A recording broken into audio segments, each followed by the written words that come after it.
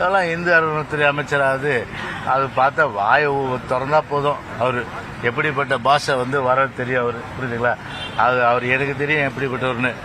சபரிமலை வேஷ்டி போட்டுக்கினே என்ன மாதிரி வார்த்தையெல்லாம் பேசுவார்ன்றது எனக்கு நிச்சயமா தெரியும். உங்களுக்கு தெரியாதது.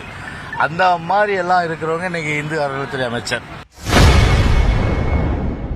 இன்று செய்தியாளர்களை சந்தித்து பேசிய அதிமுக முன்னாள் அமைச்சர் ஜெயக்குமார் அமைச்சர் சேகர் பாபுவை கடுமையாக தாக்கி பேசியுள்ளார். ஐயா காமராஜர் அவர்கள் அன்றைக்கு ஒரு போற்றக்கூடியவராக இருந்தார்.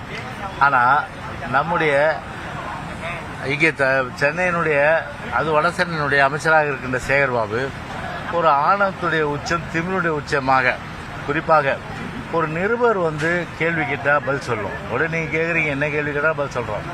ஆனால் நிருபரையே நீ எந்த பத்திரிகை, நீ நான் நிருபரா அப்படின்னு சொல்லிட்டு ஒரு கோபம் தெரிக்க தணல் தெரிக்க அந்த பத்திரிகை அவமதிப்பது என்பது, அதுவும் அந்த நீளம் அந்த பத்திரிகை என்பது ஒரு ஒடுக்கப்பட்ட மக்களுடைய அந்த குரலை ஒலிக்கின்ற ஒரு ஊடகம் இது.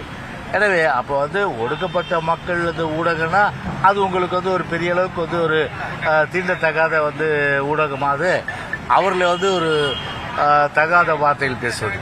ரெண்டாவது நான் கேட்குறேன், இவர் என்ன உள்ளாட்சித்துறை அமைச்சரா? நான் கேட்குறேன், சேகர் பாபு உள்ளாட்சித்துறை அமைச்சரா? பேச வேண்டியது யாரு? நேரு பேசியிருக்கிறோம். கிட்டத்தட்ட 11 நாளாக போராடுறாங்க அவங்க. ஒட்டும் மழையிலையும் சரி வெயிலையும் பார்க்காம கடுமையான அளவுக்கு பார்த்தீங்கன்னா அவங்க அண்ணன் தண்ணி இல்லாமல் கிட்டத்தட்ட அவ்வளோ தூரம் போராடிட்டு இருக்காங்க.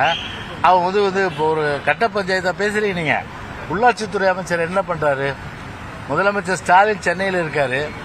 இன்னைக்கு அவர் போய் ஒரு நடிகை, தலை சிறந்த நடிகை, ஒரு தமிழ் நடிகை, எங்களுடைய நான் மிகுந்து போற்றக்கூடிய சகோதரி எம் ராஜம், அவர் வீட்டுக்கு போகணும் தப்பில்லைங்க. அது ஒரு தமிழ் படிக்க தெரியாதவங்க, அது மாதிரி ஒரு படிப்பு இல்லாதவர்கள், அதெல்லாம் இந்து அறநிலையத்துறை அமைச்சராவது அது பார்த்தா வாயை திறந்தா போதும். அவர் எப்படிப்பட்ட பாஷை தெரியும். அவர் புரியுதுங்களா? அவர் எனக்கு தெரியும் எப்படிப்பட்டவர்னு. சபரிமலை வேஷ்டி போட்டுக்கினே என்ன மாதிரி வார்த்தையெல்லாம் பேசுவார்ன்றது எனக்கு நிச்சயமா தெரியும். உங்களுக்கு தெரியாதது. அந்த மாதிரி எல்லாம் இருக்கிறவங்க இன்னைக்கு இந்து அறநிலையத்துறை அமைச்சர். எப்படி இருக்கு பாருங்க நாடு. விளங்குமா நாடு? விளங்காது. சரி, அப்படிப்பட்டவரை போய் கார்பரேஷன்ல உட்காந்து கட்ட பஞ்சாயத்து பண்ணா முடிவு ஏற்படுமா?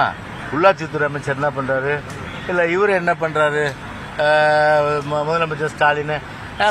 முதலமைச்சர் ஸ்டாலின் போற ரூட்டா இருந்தாலும் அமைச்சர் போற ரூட்டா இருந்தாலும் விடிய விடிய விடிய விடிய வேர்வை சிந்தி அதை நாத்தத்தெல்லாம் சமாளிச்சு எல்லாத்தையும் பெருக்கி சுத்தப்படுத்துறது யாரு? தூய்மை பணியாளர்.